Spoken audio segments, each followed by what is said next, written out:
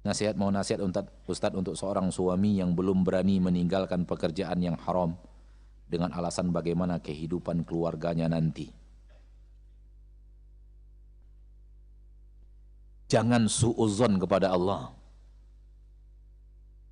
Jawaban ana, jangan suudzon kepada Allah. Allah menyuruh Anda meninggalkan yang haram bukan untuk menyengsarakan Anda, tapi justru sebaliknya.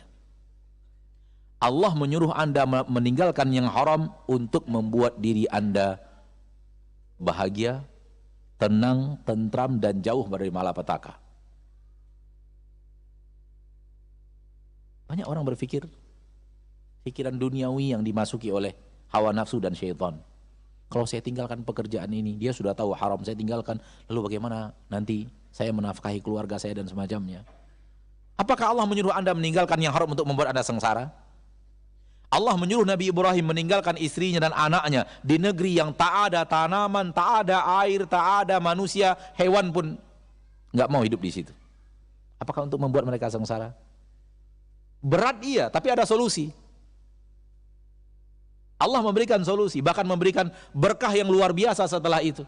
Dari mana datangnya Zam-Zam kalau bukan kisah Siti Hajar dan Ismail alaihissalam yang berada di tanah Mekah yang tanpa tanaman, tanpa tumbuhan itu. Yakinlah bahwa ketika Anda mengamalkan firman Allah, walaupun awalnya berat, yang datang setelahnya berkah.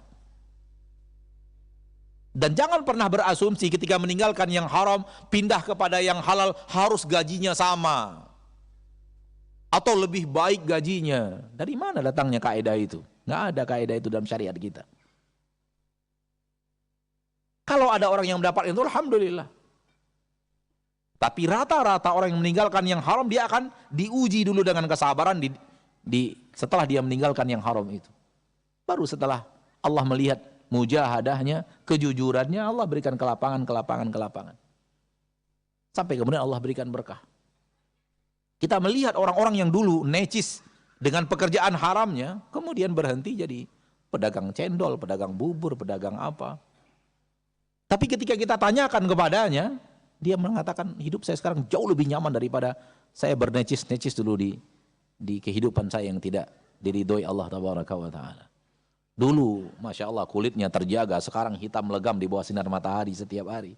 Tapi dia merasakan kenikmatan hidup. Dia merasakan ketentraman yang Allah berikan kepadanya karena dia taat kepada Allah Rabbul Izzati wal Jalal. Ini satu poin. Poin yang kedua, Anda mengatakan kalau saya berhenti dari pekerjaan yang haram, bagaimana kehidupan rumah tangga saya nanti? Kewajiban saya kepada rumah tangga. Hal satu lagi yang harus Anda ketahui, Allah tidak pernah memerintahkan engkau untuk memberikan nafkah kepada keluarga dari hasil yang haram. Tidak pernah. Allah memang perintahkan Anda untuk menjadi kepala rumah tangga dan menafkahi anak dan istri, tapi dari hasil yang halal.